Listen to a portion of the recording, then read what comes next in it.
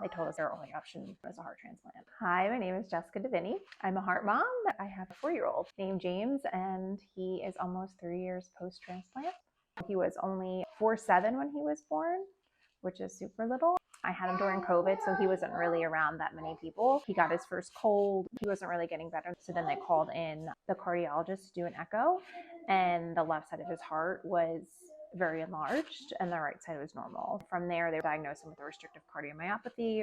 At that point, he was 9 months old. He started having what looked like stomach virus symptoms. So they tested him for viruses and he was negative. So they were like, he's in heart failure. Then they told us their only option was a heart transplant. It was really tough, like when somebody tells you that your child doesn't have 2 years to live, because we thought that we could wait at home for a heart. They try to prep you as much as you can for the transplant experience, but then once you're going through it, it's completely different. All of a sudden, you get a call that they found a heart for your kid and they start prepping you for surgery. Post-transplant was then the hardest and most emotional transition. So after transplant, he was pretty angry when people would walk into the room that were new that he did not know. I think going through what he went through makes certain experiences difficult for him just because of the medical trauma that he had. And that definitely impacts his trust of the world.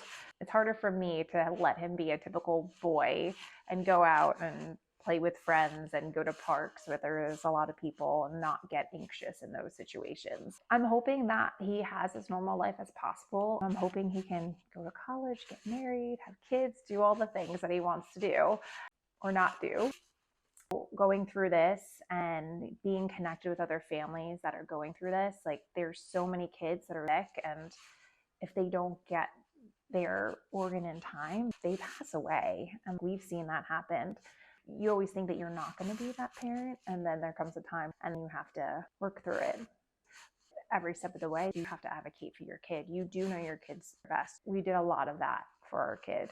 And I think he came out as best as possible from being in the hospital for 4 months.